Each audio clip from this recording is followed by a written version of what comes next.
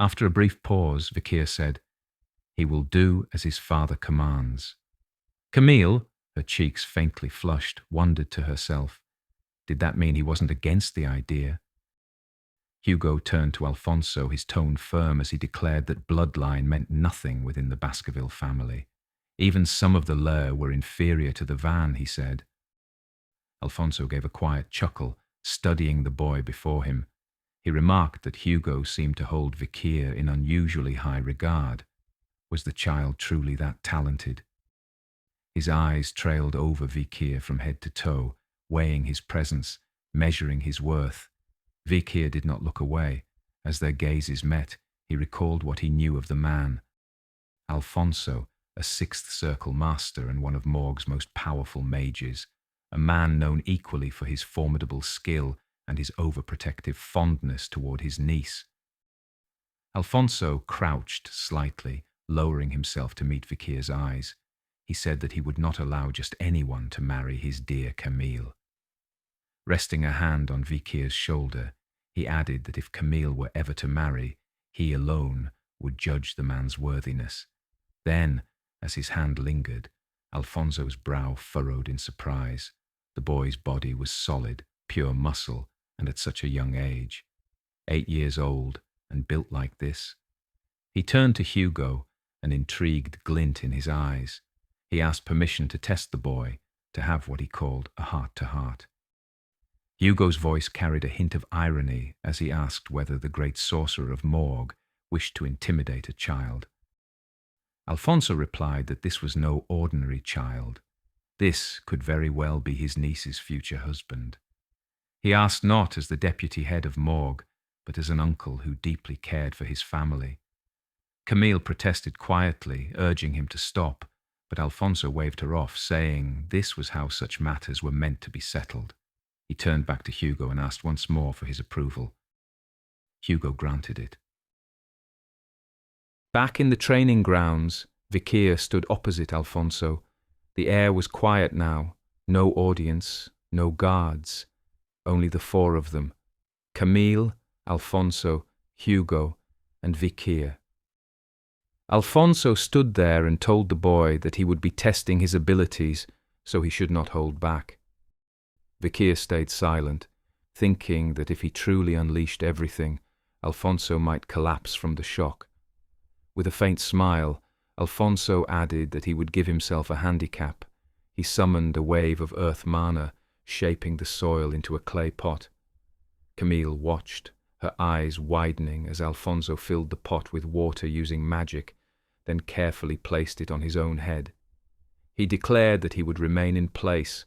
If Vikir could make him spill even a single drop of water, he would concede defeat. In his past life, Vikir would never have stood a chance against a mage like Alfonso. But now, this was the perfect opportunity to test how far he had come. He glanced at Hugo and thought that his father was probably thinking the same thing. Alfonso motioned for him to begin.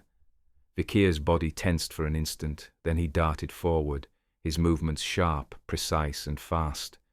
Let's see how powerful he really is, he thought. Camille's voice rose in panic, warning him not to attack Alfonso head-on. But before Vikir could even strike, his sword clashed against an invisible wall. A flash of light rippled outward, and he stumbled back as the barrier absorbed the blow completely. Alfonso chuckled, reminding Camille that she was not supposed to interfere. Shield magic, he said, was the perfect defense against swordsmen. Then his tone darkened.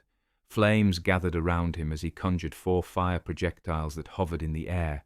He told Vikir it was now his turn to attack, and sent them flying. Camille gasped, shouting that Alfonso was going too far. He had never used that level of magic while training with her. Alfonso, half amused and half wounded, asked whose side she was on. His expression exaggerated into mock sorrow as he accused Vikir of turning his beloved niece against him.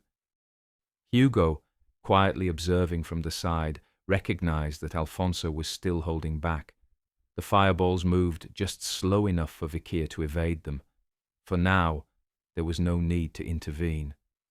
Let's see what he can do against a true sorcerer, he thought.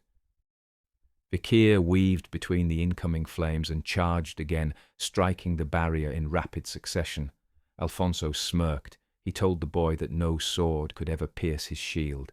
But Vikir's strikes grew faster, each one aimed at the exact same point. A faint crack began to form in the air where his blade connected. Alfonso's eyes narrowed. The boy's precision and focus were far beyond his years, truly remarkable. Then, with one final blow, Vikir's sword shattered in his hands. Alfonso straightened and said that it was futile. He should have considered the limits of his weapon. He commended Vikir's spirit, but insisted that resolve alone was not enough to win. As he spoke, both Hugo and Camille stared in disbelief. A single droplet of water rolled down Alfonso's forehead, then another. His gaze shot upward.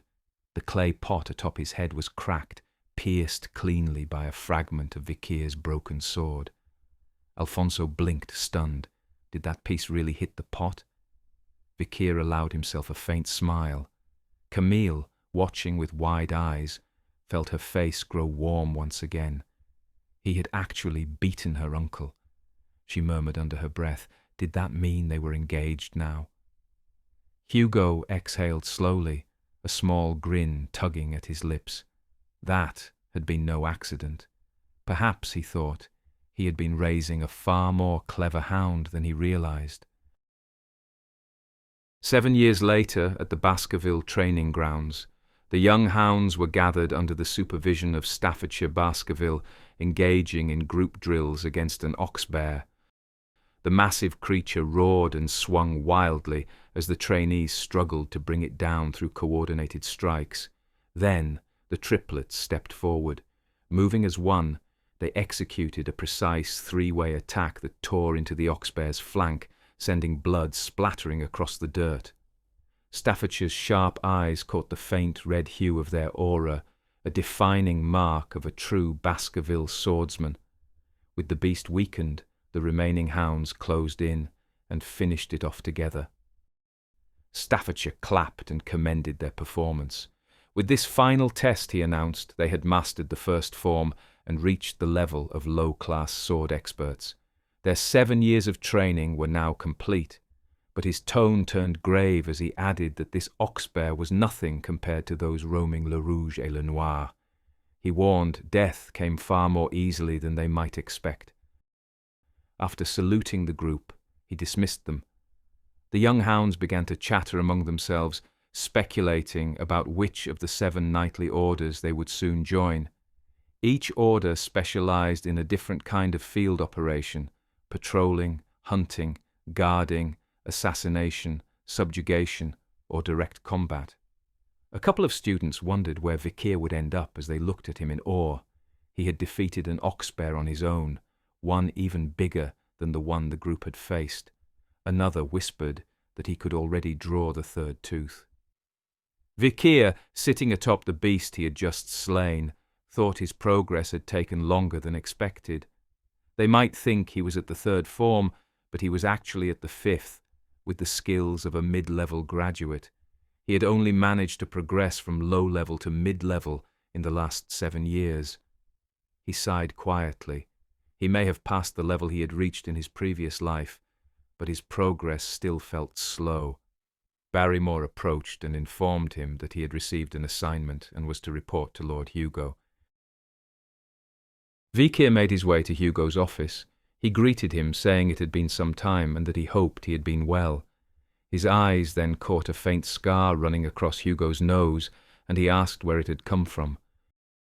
Hugo touched it and said he had earned it while hunting barbarians on Le Rouge et Le Noir. A skilled archer had caught him off guard. Vikir asked if he had killed them in return. Hugo shook his head. He hadn't, but he had left a mark of his own on that woman's face. Then he shifted the topic, congratulating Vikir for completing his training. Vikir thanked him and wondered what kind of assignment he had been given. In his previous life, he had joined the Pit Bulls and spent 21 brutal months stationed at Le Rouge et Le Noir, fighting for his life on the front lines like an expendable mutt. Once the children of the clan turned 15, they were divided into two categories: the expendables, who served on the front, and the elites, who studied politics and governance. Because the elites were trained in politics, they were granted access to the fifth form, allowing them to catch up to and surpass the expendables. That had been the reason he never advanced beyond the fourth form before. Hugo probably wouldn't allow an illegitimate son to join the ranks of the elites. Then Hugo spoke. He told Vikir that he would take the office of a lower house representative. Vikir looked at him, startled, and asked what he meant. Hugo clarified that he would be overseeing matters concerning the family itself. It was hard to believe. Was Hugo truly giving a bastard son the path of an elite? Hugo continued, saying that Vikir's achievements were unmatched among his peers and that he deserved to be treated accordingly. He would be assigned as deputy magistrate of Underdog. He asked if that position interested him. Vikir replied that he would do as ordered, but asked to bring up another matter. Hugo gestured for him to continue. Vikir asked if he remembered the incident with the Morgs years ago. Hugo asked if he meant the duel with Alfonso. Vikir confirmed and reminded him of the promised reward. Hugo nodded, saying he remembered. He asked what Vikir wanted. Vikir requested permission to borrow something. Barrymore, standing nearby, gasped quietly at the words. Hugo stamped a document and handed it to him, saying it was not a problem, but warned him not to do anything reckless. Vikir assured him he would not cause him any concern. As Barrymore escorted him out, he remarked that Hugo seemed very fond of him. His decision to make Vikir a magistrate only proved it. He said his lord surely had great plans for him. Vikir answered that he should first fulfill his duties as magistrate before thinking that far ahead. He could still remember the moment his head was severed by the guillotine. He would make sure Hugo one day knew that same feeling. A while later, in the city of Underdog, a man gave orders to two servants, telling them that the new deputy magistrate would be arriving tomorrow. He instructed them to make sure everything was spotless and warned that the newcomer was from the main Baskerville family, so they were to pay special attention. One of the servants wondered aloud what the new magistrate would be like, while the other replied that he'd heard it was some 15-year-old kid.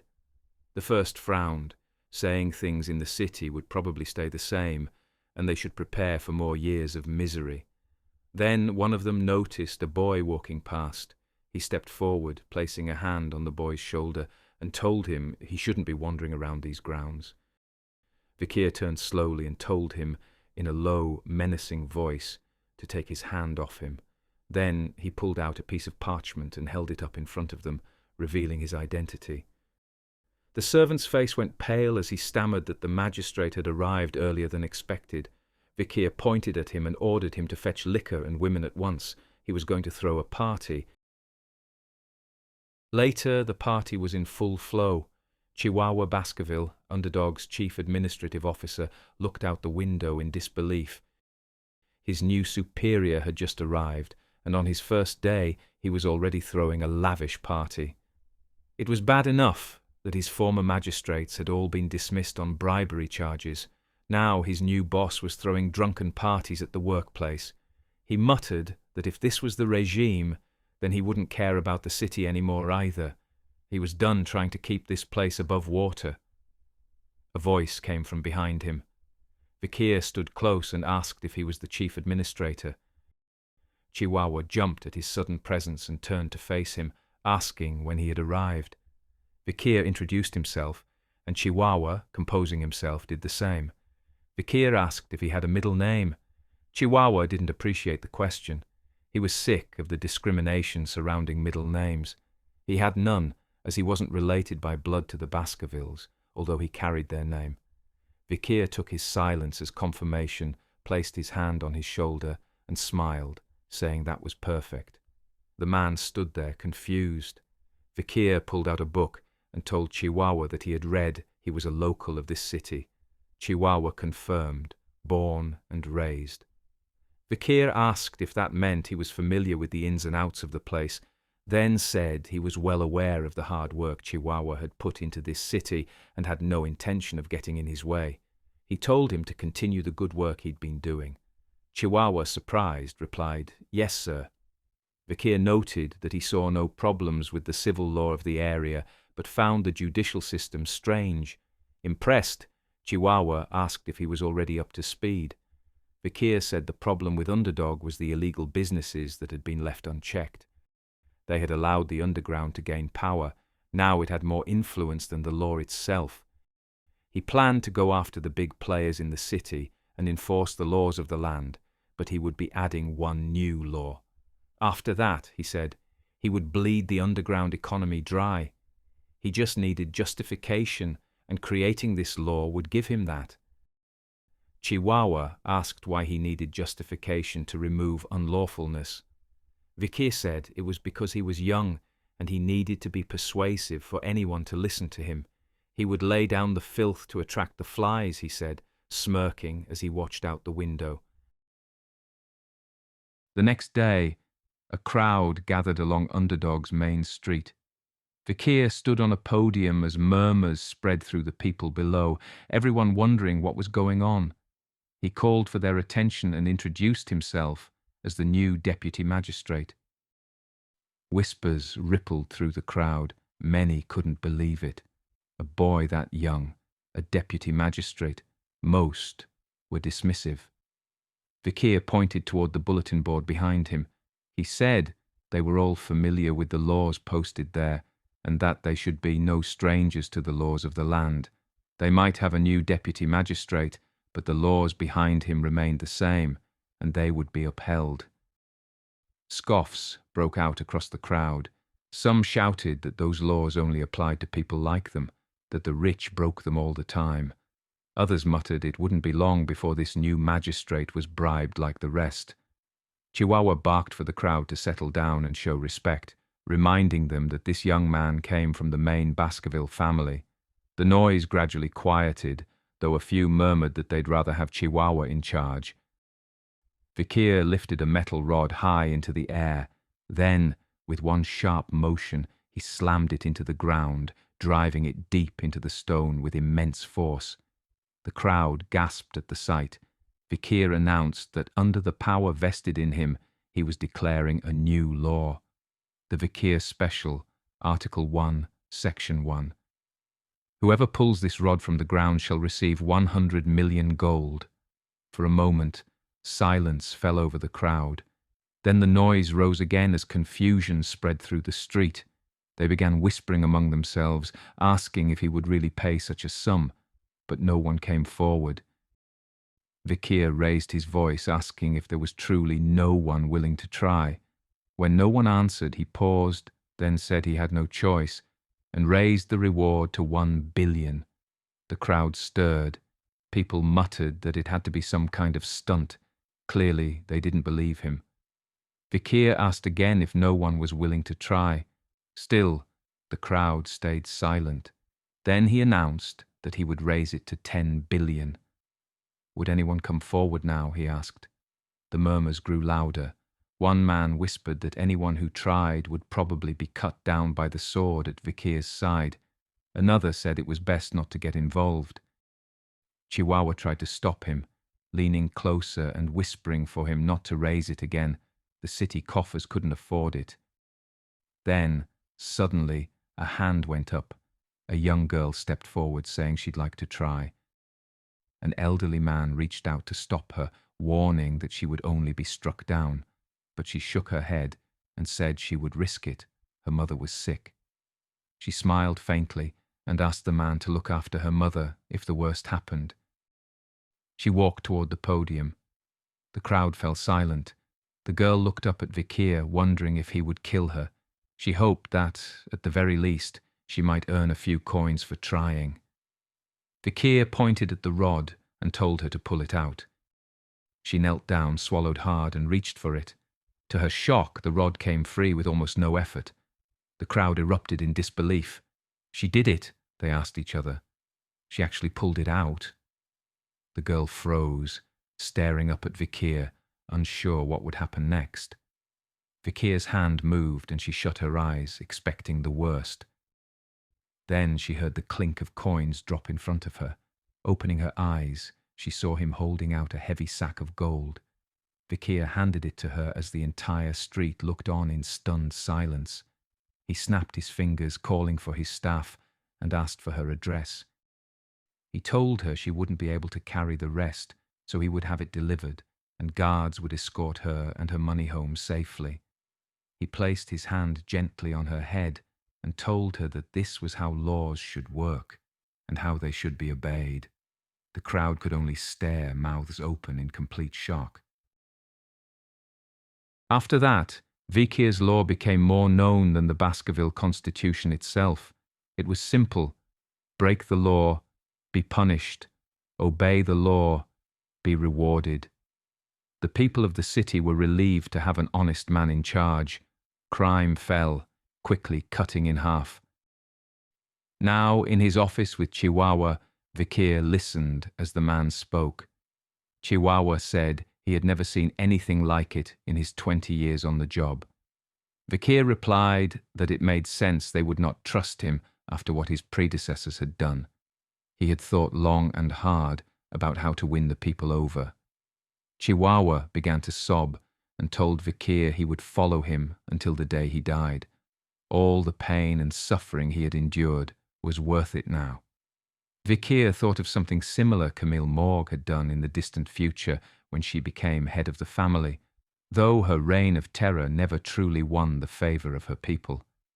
He told Chihuahua this was only the beginning. He opened a map of the city and said they needed to make money back. He marked every known place where criminal organizations hid and said they would raid those places and confiscate their dirty money. Chihuahua, shocked, asked how Vikir knew all the hideouts. Vikir pointed to his nose and said he could smell them. In truth, he had already found those places in his past life when he had raided them. Chihuahua wondered how much of the city Vikir had investigated before arriving. He always seemed one step ahead. A staff member burst in, alarmed. He said the community watchman of youths requested an audience with Vikir. Chihuahua explained the group was formed by the sons and grandsons of the 7 native families within the Baskerville domain. They called themselves a watch, but it was really an elite social club. Vikir paused, then remarked that the flies had finally caught the scent of filth. He smirked and said it was time to exterminate the vermin of the city.